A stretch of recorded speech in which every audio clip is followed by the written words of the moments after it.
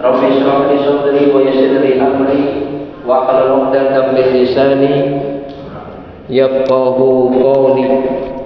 Subhanaka la ilma lana illa ma 'allamtana innaka antal alimul hakim. Ma'asyiral muslimin, bapak-bapak, ibu-ibu, rekan-rekan yang mudah-mudahan dirahmati oleh Allah. Alhamdulillah, monggo sareng-sareng manjataken syukur atas karunia lan nikmatipun Allah. Alhamdulillah, pada malam hari ini kita diberi kenikmatan, diberi kesempatan, diberi kesehatan. Mudah-mudahan Allah senantiasa memberkahi kesehatan kita, memberkahi umur kita, memberkahi usaha kita. Amin ya rabbal alamin. Salawat kairing salam mugi-mugi tetap kanjuaken dumateng baginda Nabi kita Muhammad sallallahu alaihi wasallam, keluarga, para sahabat, para tabi'in tabi'at serta para pengikutipun antos dinten kiamat. Ibu-ibu, bapak-bapak rahimani wa rahimakumullah. Pada malam hari ini insyaallah kita akan membahas tentang pokok agama.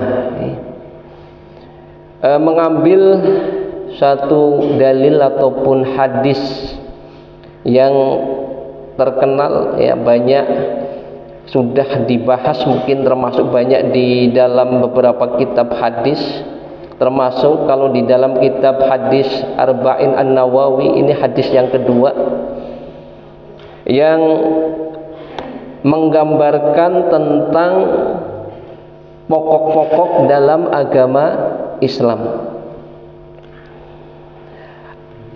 Diriwayatkan an Umar radhiyallahu anhu aidan qala bainama nahnu julusun inda Rasulillah sallallahu alaihi wasallam data yaumin ittala alaina rajulun shadidun bayadi siyabi shadidu syawadi sya'ri la yura alaihi asarus safar wa la ya'rifuhu minna ahadun hatta jalasa ila nabi sallallahu alaihi wasallam fasnada rukbatayhi ila rukbatayhi wa wada'a kafaihi ala fakhidaihi. An Umar, dari sahabat Umar radhiyallahu anhu, ya, sahabat Umar itu yang terkenal dengan namanya apa? Amirul Mukminin. Nah, ini khalifah pengganti Rasulullah yang kedua, itu namanya Umar bin Khattab, yang terkenal dengan sebutan Abu Hafsin atau dijuluki termasuk sebagai Amirul Mukminin, ya, pemimpinnya orang-orang yang beriman. Beliau berkata, bainama nahnu julusu inda Rasulillah sallallahu alaihi wasallam, ketika kami lagi duduk-duduk bersama Rasulullah sallallahu alaihi wasallam. Berarti di situ menggambarkan Rasulullah lagi apa? Bermajelis dengan para sahabat. Dzata yaumin ittala alaina rajulun sadidun bayadi siyabi. Kemudian pada waktu itu muncullah ataupun datanglah kepada kami seorang laki-laki sadidun, yang sangat bayadi siyabi, yang sangat putih bajunya, sadidu sawadi sya'ri, yang sangat hitam rambutnya, la yura alaihi asarus safar, dan tidak dilihat ataupun tidak kelihatan mempunyai tanda-tanda orang sudah melakukan perjalanan jauh.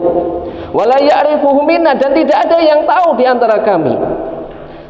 Hatta jalasa ilan Nabi sallallahu alaihi wasallam, sampai kemudian orang ini duduk mendekati Nabi sallallahu alaihi wasallam. Fasnada rukbataihi ila rukbataihi, kemudian duduk dengan mendekatkan antara lututnya dengan lutut baginda Nabi Muhammad sallallahu alaihi wasallam.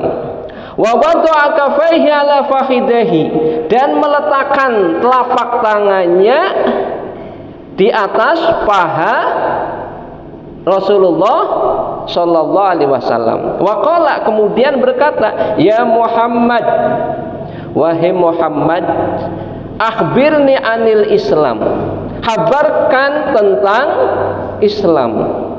Kemudian Rasulullah bersabda, faqala Rasulullah SAW, al-Islamu an tashhada an la ilaha illallah wa anna Muhammadar Rasulullah wa tuqimas shalah wa tu'tiyaz zakah wa tasuma Ramadan wa tahujjal baita in istata'ta ilaihi sabila. Islam itu adalah engkau mengucapkan asyhadu an la ilaha illallah wa anna Muhammadar Rasulullah wa tuqimas shalah, kemudian engkau mendirikan salat, wa tu'tiyaz zakat, dan menunaikan zakat, wa tasuma Ramadan, dan berpuasa di bulan Ramadan, wa tahujjal baita, dan berhaji ke Baitullah, in istata'ta ilaihi sabila, jika kalian atau jika kamu mampu untuk menempuhnya. Kemudian orang itu berkata, qala sodakta, benar apa yang kau ucapkan. Fa'ajibna lahu wa yusaddiquhu. Kemudian para sahabat mengatakan, atau kata Umar, kami ini takjub, orang nanya kok malah membenarkan. Kemudian orang itu berkata lagi, qala fa'akhbirni anil Islam, fa'akhbirni anil iman, kabarkan kepadaku tentang iman.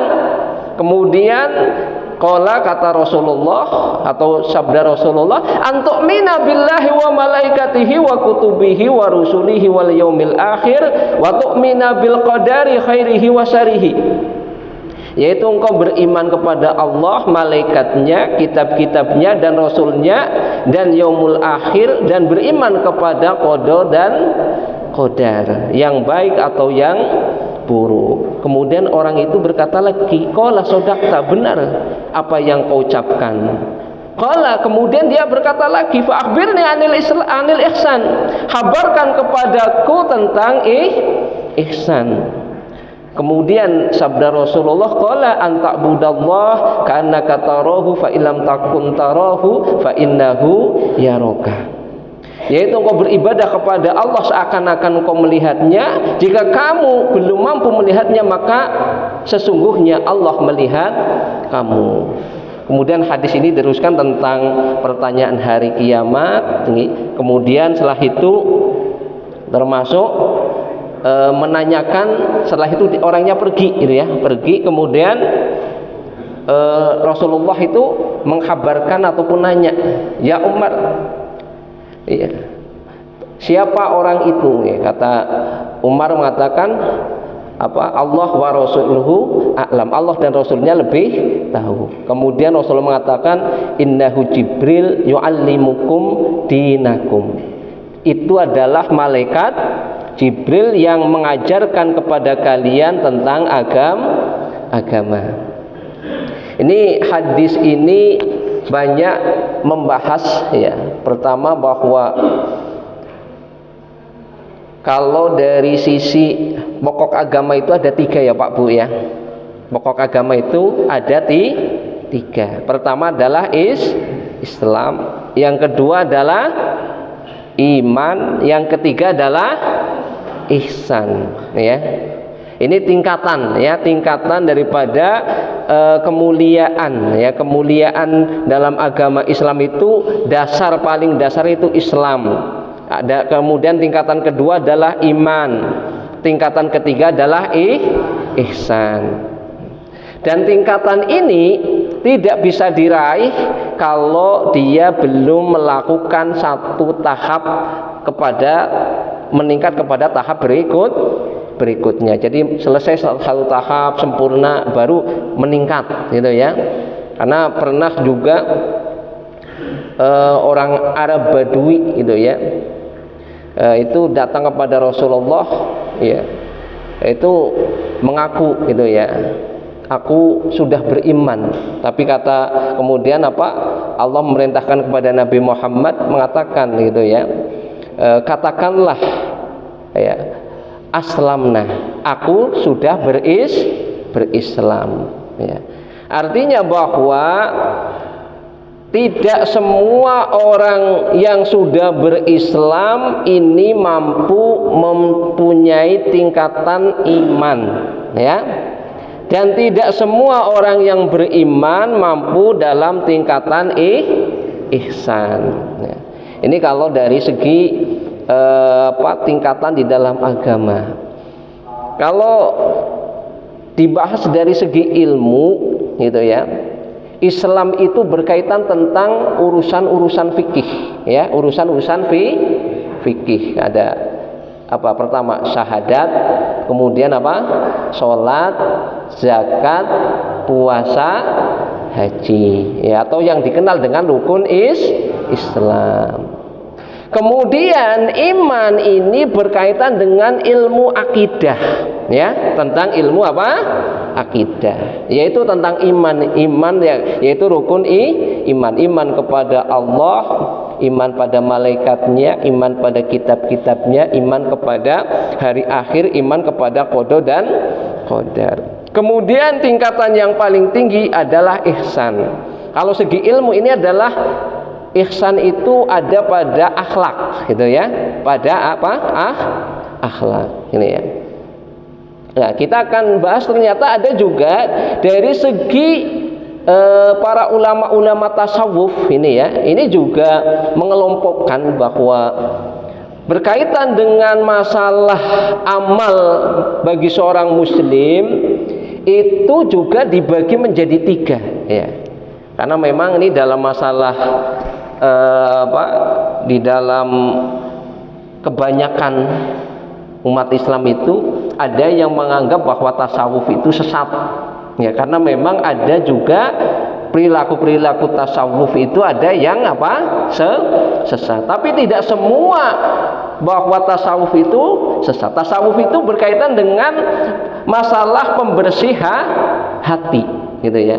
Kalau hadis tadi bisa dikaitkan termasuk, kalau para ulama tasawuf juga membagi menjadi 3. Pertama adalah amal syariat, yang kedua amal tarekat, yang ketiga amal hakikat. Ya, jadi ada amal apa? Amal syariat, amal tarekat, dan amal hakikat. Amal syariat itu apa? Li islahil jawarih, untuk membersihkan anggota badan yang nampak, ya, untuk membersihkan anggota badan yang nampak. Contohnya apa, Bu? Wudu itu kegunaannya untuk apa? Membersihkan badan. Mandi, toharoh itu untuk membersihkan badan, ya. Kemudian setelah bersih itu termasuk apa? Aurat, supaya ditutup. Nah, ini kan untuk apa? Kebersihan, supaya apa? Badan ini bersih, kemudian ditutup juga dengan aurat yang bersih. Dalam ibadah, kalau pakaiannya enggak suci, sah enggak untuk ibadah? Enggak, ya, enggak sah untuk ibadah, ya. Termasuk dalam ibadah-ibadah yang lain, termasuk bahwa apa?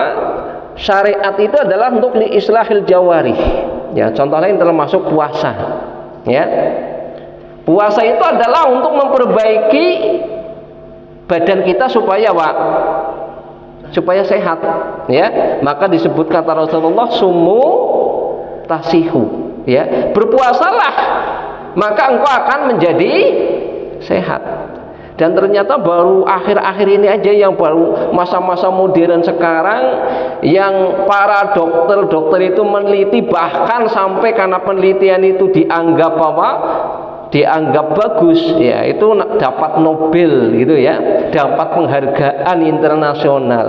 Padahal kalau dalam kita bagi umat Islam ini sudah 1400 tahun yang lalu sudah ada. Jadi penemuan dokter baru-baru ini, ya, kalau manusia kepingin sehat itu supaya apa? Mengosongkan perutnya selama 30 hari dalam setahun.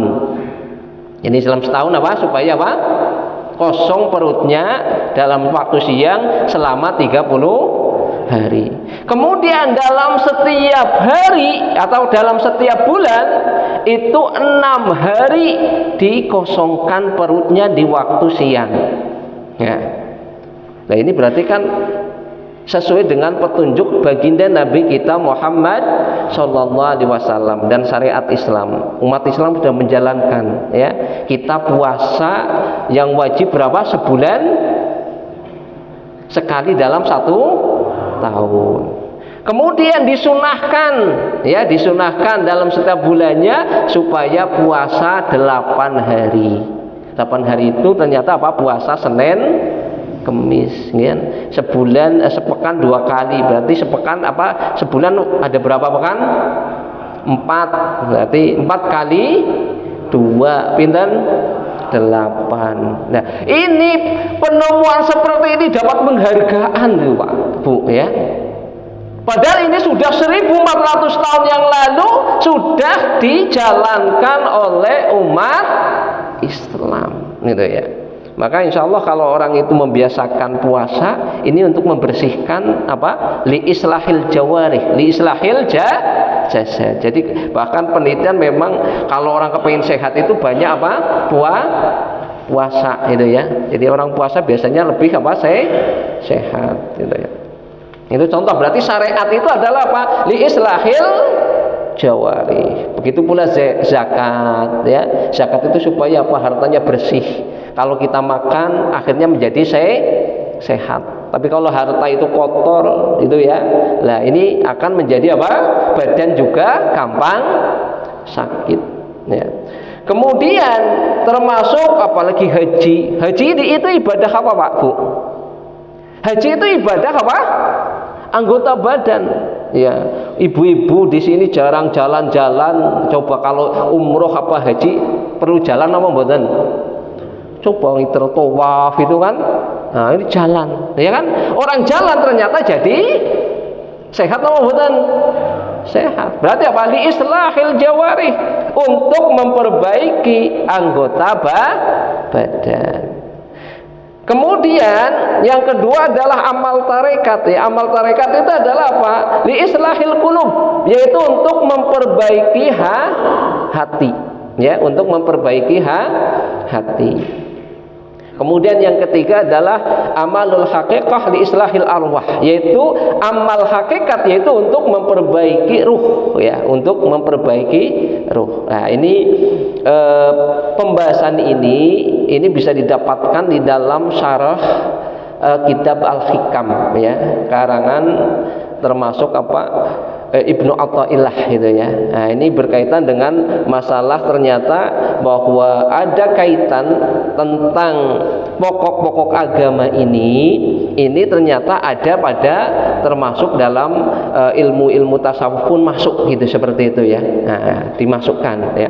Kemudian supaya kita itu bisa mendapatkan amalan syariat yang benar itu seperti apa ya? Amalan syariat yang baik, yang benar itu kembali pada 3 hal, ya. Jadi amalan yang baik itu kembali pada 3 hal. Yang pertama adalah apa? Yaitu tobat. Ya, pertama tobat. Yang kedua apa? Takwa. Yang ketiga apa? Istiqomah. Ya.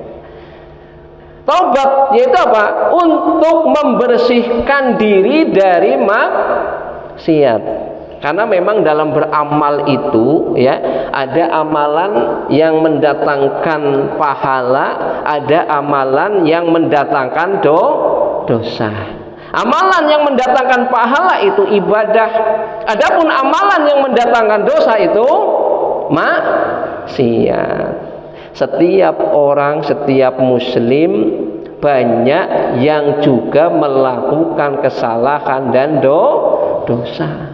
Nah, orang sudah masuk Islam itu aja sebagai pembersih, ya, pembersih. Yang awalnya ya kafir, dia musyrik. Ketika mau masuk Islam, supaya apa? Anggota badannya dibersihkan, supaya mandi. Kemudian menjalankan syariat, yaitu dengan apa? Dia bersyahadat, ya. Setelah itu apa? Termasuk untuk bertobat, ya, bertobat meninggalkan dari hal-hal yang maksiat, terkhusus berkaitan hal-hal yang syirik dan kekafiran, hal-hal yang membawa kekafiran. Nah, ini supaya apa? masuk ke dalam agama Islam dengan baik, maka dengan diawali tobat dulu. Nah, kalau orang sudah Islam, nah, saya yakin dalam diri kita tiap hari banyak melakukan dosa dan maksiat. Betul apa betul? Jenengan sudah menjalankan kewajiban yang diperintahkan Allah semua apa belum Pak Bu? Kira-kira banyak yang sudah dijalankan apa banyak yang belum?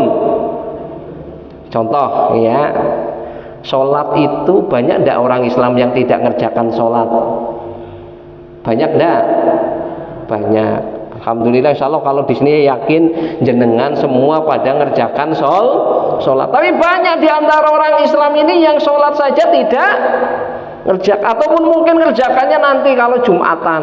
Ada yang pekanan alhamdulillah masih sholat Jumat. Tapi ada yang bahkan cuma apa? Datangnya kalau setahun sekali, sholatnya kalau sholat hari raya.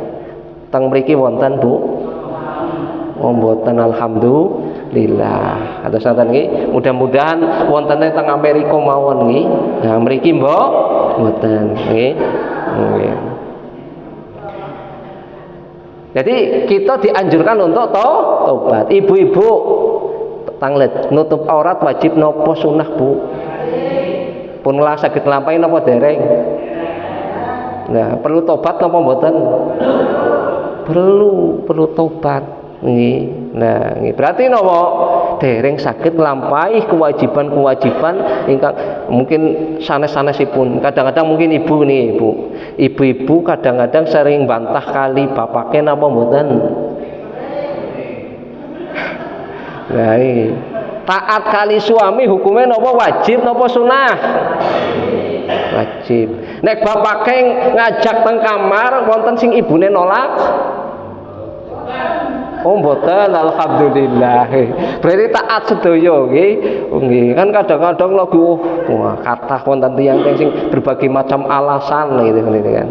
Nah, ini termasuk salah satu bagian bahwa banyak di antara umat Islam ini juga belum mampu menjalankan perintah-perintah Allah. Termasuk sholat.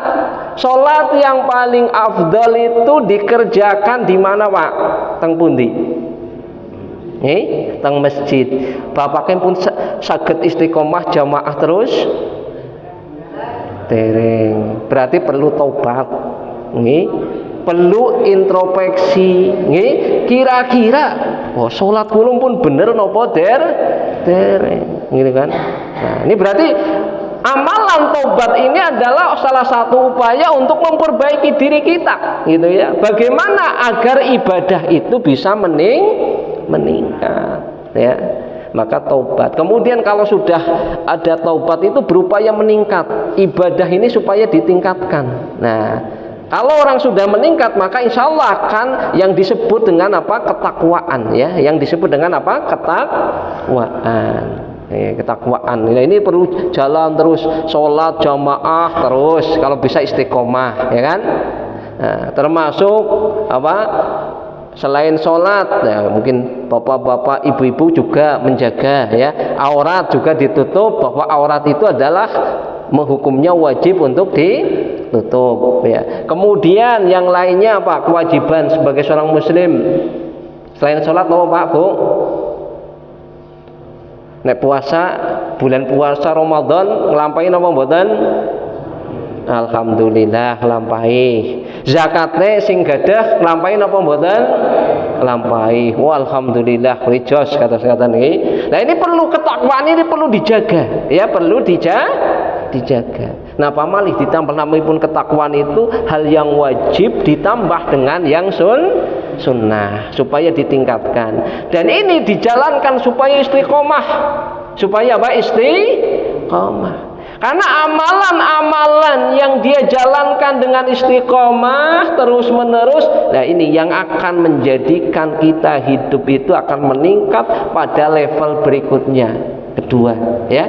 Jadi kalau orang Islam itu ditandakan Islamnya baik, itu kalau dia hal-hal yang wajib ini sudah bisa dijalankan dengan sempurna. Nah, minimal wajibnya dulu, ya. Kita cari jalan wajibnya yang Allah perintahkan itu sudah kita kerjakan apa? Dereng. Sudah kita kerjakan apa belum? Ya, ini baru tingkat level pertama. Ya, kalau level kedua, nah ini ya sudah menjadi orang tingkatan keimanan. Ya, kalau ilmu tasawuf menyebutkan sebagai ini sebagai jalan thariqah, ya thariqah ataupun jalan. Nah, ini juga ada 3 poin untuk bisa meraih tingkatan yang kedua. Ya. Yang pertama dengan apa? Ikhlas kepada Allah. Yang kedua dengan sidik, dengan jujur. Yang ketiga tumakninah. Nih, contoh ibadah. Ibu-ibu nikah niku ibadah napa mboten, Pak, Bu? Ibune nrima bapake ikhlas napa mboten? Bener. Sidik napa mboten? Jangan-jangan orang jujur nang lesane sih ya aku cinta padamu, atine bededege kados-katen nggih. Wonten sing kados-katen napa mboten? Aku jane anu nrima terpaksa. Wonten sing kados-katen? Jangan-jangan menikah sudah lama mboten apa ikhlas tapi mboten sidik. Seringe napa ngrutu. Nggih mboten jen aku menyesal ke duwe bojo iki kados-katen nggih. Wonten sing kados-katen? Nah, niki perlu introspeksi nggih. Nek kepengin meningkat berarti kedah napa ngraosaken napa sidik. Nek pun sidik akhirnya pun meningkat dados tumakninah nggih, dados tenang. Kalau dalam keluarga itu dia dibangun dengan keikhlasan, dengan kejujuran, akhirnya pun dalam keluarga itu akan terwujud namanya sakinah, tenang. Nih, nah ini sudah level kedua, ya sudah tingkatan yang kedua. Nih, sholat ibadah nih Pak Bu. Nek kenapa sholat ikhlas nama mboten? Teng masjid nama mboten?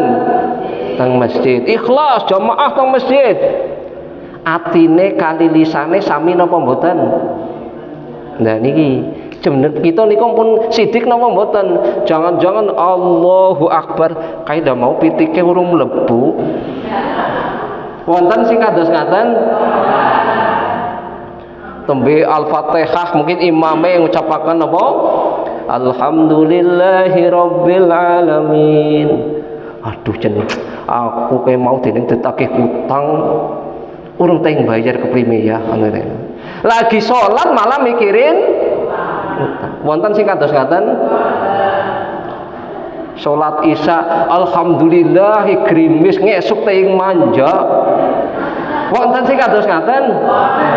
Lagi sholat ikhlas nggih, tapi atine mboten sidik.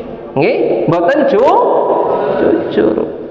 Napa malih saged tumakninah nek tiyang salate ikhlas lajeng jujur akhirnya pun dadosaken salate tumakninah. Nggih.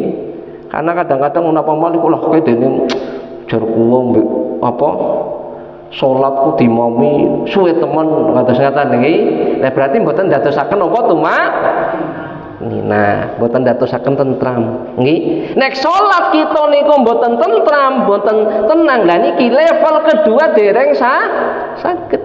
Nggih, dari level kedua itu diraih dengan apa? Ikhlas, lajeng kali sidik kali napa tumakninah. Nggih. Ya termasuk ibadah-ibadah yang lain, nggih. Termasuk mungkin puasa. Nggih, puasa dikerjakan harusnya dengan apa? Ikhlas. Kemudian dengan jujur. Nggih. Jujur itu apa? Antara yang dilakukan anggota badan dengan yang ada dalam hati ini dilakukan dengan seirama, sejalan, gitu ya. Jadi kalau kita umpamanya lisannya tidak dimasuki oleh makanan ataupun minuman, juga tidak diisi dengan apa? Ucapan-ucapan yang kotor, ya. Artinya termasuk seimbang itu seperti ya. Apa yang dalam hati kadang-kadang melihat ya, orang lain, nah diomongkan ya. Nah ini termasuk juga apa? Kadang-kadang ada dalam diri kita ini belum masuk dalam kata kejujuran ataupun ada sifat siddiq ya. Kemudian juga ibadah yang lain ya. Jadi termasuk amalan-amalan ini ya, jadi dari tingkatan yang kedua ini juga kalau belum sempurna, belum bisa naik tingkat yang ketiga. Nah, tingkatan yang ketiga itu apa? Tingkatan hakikat ya. Tingkatan apa? Hakikat. Hakikat itu ya bisa termasuk tadi tingkatan ihsan. Ini juga dengan 3 jalan, yaitu dengan apa? Dengan muraqabah, yang kedua dengan musyahadah, yang ketiga dengan makrifah. Nah, ini. Kalau ibadah kita sudah tenang ya, hidup kita sudah tenang ya, apapun yang Allah berikan itu kita terima ya, itu menandakan kita sudah tumaninah ya. Insya Allah nanti akan bisa masuk level berikutnya. Tapi kalau umpamanya kita termasuk dalam kehidupan, dalam sholat saja belum tenang, dalam keluarga, bahkan mungkin dalam urusan kita bermuamalah, tanggane tuku motor panas ya, ini berarti dereng tumaninah ya. Ada mungkin tanggane yang kurang, melakukan kesalahan malah menghina kata ini. Nah, mungkin perlu malah dia yang lakukan salah, alhamdulillah saya mudah-mudahan bisa istiqomah dan dia mudah-mudahan diampuni oleh Allah. Kan kadang-kadang ada orang yang lain salah dipoyoki ya kan. Nah, dan dirinya juga kadang ada yang merasa dirinya itu paling benar gitu ya. Nah, maka kita termasuk meraih tumakninah itu satu hal yang sangat penting, diantaranya adalah dengan apa? Selalu ingat dengan Allah. Ala bidzikrillah tatmainnul qulub. Bukankah dengan mengingat Allah hati itu akan menjadi tenang? Nah, kalau kita sudah level kedua ini sudah kita mantap, maka kita nanti bisa pada level yang ketiga. Yang ketiga yaitu tentang orang itu sampai tingkatan ihsan. Nah, tingkatan ihsan itu berawal dengan apa? Muraqabah. Ya, muraqabah. Muraqabah itu nama Pak Bu? Muraqabah itu adalah orang yang seakan dia itu merasa diawasi oleh Allah gitu ya. Muraqabah itu merasa diawasi oleh Allah ya, yaitu fa illam takun tarahu fa innahu yaraka. Jika kamu belum merasa melihat Allah, maka rasakanlah bahwa engkau itu dilihat oleh Allah ya. Di dalam kehidupan itu, dalam sholatnya pun dia bisa khusyuk, bisa tenang. Karena apa? Ada muraqabah, ngerasa diawasi oleh Allah. Nah, di dalam kehidupan juga sampai seperti itu ya. Kita mau melakukan dosa, oh ya saya lagi dilihat oleh Allah ya. Ketika kita umpamanya ya dalam bermuamalah ya, tahu umpamanya kadang-kadang ada orang kan kalau urusan hutang, kalau belum hutang itu DP biar cepat dapat hutang. Tapi kalau sudah sudah dihutangin, malah yang punya yang menghutangin malah yang dimarahin. Nggih napa mboten? Katakan teng masyarakat terus ngaten nggak merasa bahwa diawasi oleh Allah itu ya. Loh, harusnya terima kasih saya itu sudah diberi pinjaman hutang. Maka mestinya adalah apa? Ketika dihutangi dia merasa malah berterima kasih. Kalaupun belum bisa mampu membayar, maka ya dengan berusaha untuk mampu membayar. Tapi kadang-kadang kan kebanyakan orang kalau sudurunge dutangi sih ya melas-melas, wis dutangi jen ya ora kemutan nggih. Nah, kadose teng Amerika nggih. Amerika mboten nggih. Nggih. Termasuk juga dalam ibadah-ibadah yang lain ya. Kita bisa lihat kalau langsung sudah tingkat muraqabah ya kayaknya walaupun ada rambutannya tanggane mateng nggih. Nyawel napa mboten lewat wis di rambutan mateng-mateng atus ngaten nggih. Badhipun cawel napa mboten? Mboten. Oh, Allah melihat saya. Nggih. wonten dukuh, mboten diserampangin, nggih. Lah niki. Kenapa? Merasa diawasi oleh Allah. Maka orang yang sudah tingkatan seperti ini, tingkatan ihsan ini dia akan selalu menjaga diri. Tidak mungkin dia akan berlaku zalim pada orang lain. Ini tidak akan melakukan kezaliman pada orang lain. Nah, apalagi sampai kalau sudah tingkatan yang kedua, yaitu kana katarahu, ya, seakan-akan itu melihat Allah. Jadi sudah ibadah itu seakan-akan melihat Allah. Ya, ini tingkatan sudah ihsan yang tingkatan sudah level tinggi, ya. Nah, level tinggi, ya. Jadi ibadah itu ya benar-benar, ya, orang seperti ini insya Allah dia adalah hidupnya sudah benar-benar dekat dengan Allah. Karena sudah merasa melihat Allah. Ibu-ibu, bapak-bapak rahimani wa rahimakumullah. Nah, termasuk tingkatan yang paling tinggi adalah yaitu makrifah. Ya, tingkatan makrifah itu memang juga tingkatan yang paling tinggi. Nah, ini bisa yang sudah bisa melaksanakan adalah siapa? Para waliullah, ya. Termasuk Rasulullah, para sahabat, ulama-ulama besar, ya. Yang mereka ini hidupnya itu ada disebutkan kalau di dalam sirah itu, ya. Para sahabat itu jasadnya di bumi, ruhnya sudah di langit, ya. Jasadnya di bumi tapi ruhnya sudah di langit. Kalau sudah masalah ibadah itu sudah nggak tanya, ya. Mereka bahkan ada yang sampai semalaman, ya. Coba kalau kita tengok ulama-ulama besar, ya, kayak Imam Syafi'i, ya. Imam Syafi'i itu dikisahkan itu karena banyak kelebihan.